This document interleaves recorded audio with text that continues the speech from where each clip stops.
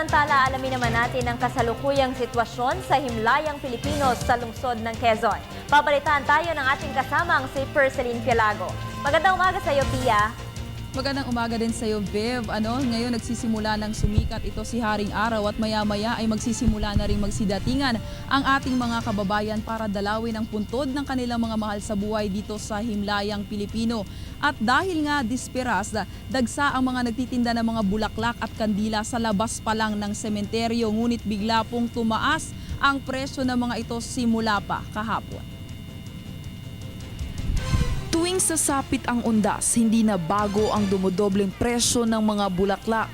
Pero para kay Aling Pasing, hindi undas ang nagpataas ng presyo ng kanilang mga bulaklak, kundi ang mga nagdaang kalamidad sa bansa. Gaya ng 70 po namin nagiging 100, yung 100 po namin nagiging 150, 180. Tapos yung bonsai po namin ay dati lang po 50 nga nagiging 100 hanggang 70 pesos po. Apektado daw kasi ng bagyo ang kanilang mga supplier, kaya maging ang bentahan ng mga murang bulaklak sa Maynila ay nagtaas din.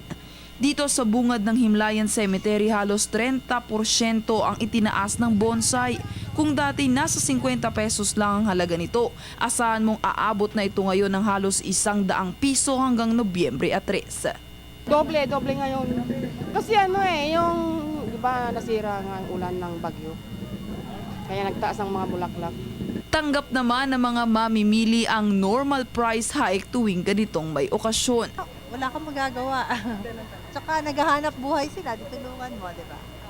Kung nakakagulat ang biglaang taas presyo ng mga bulaklak sa iba't ibang sementeryo sa bansa, dito sa Himlayan Cemetery, presyo ng kandila ang hindi nagbago.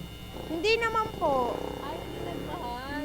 So, magkano yung presyo ng mga kandila? May 5 po kami, 10, 20, 30. Tapos yung mga nakabalot po, 50, may 60, ganun po. Magkano lang yung mga? Ganun din pa rin po. Nagbago lang po yung mga bulaklak. Mananatili namang 24 oras sa mga tindahan dito hanggang sa darating na linggo. Wala, mamaya po, wala na kami matulog. Diretso na yun.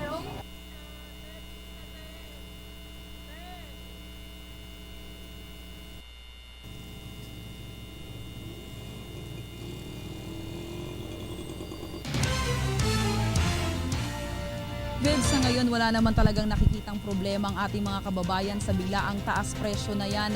Sa katunayan, ika nga ng mga nagtitinda dito, fresh naman daw yan at normal nga ang price hike tuwing may ganitong okasyon, lalo na pag-undas. Pero babalalaan lang natin ang ating mga kababayan na magkakaroon po ng rerouting sa labas ng Himlayang Pilipino at makipag-coordinate na lang po tayo sa mga security officers ng sementeryong ito. Balik sa iyo, Viv.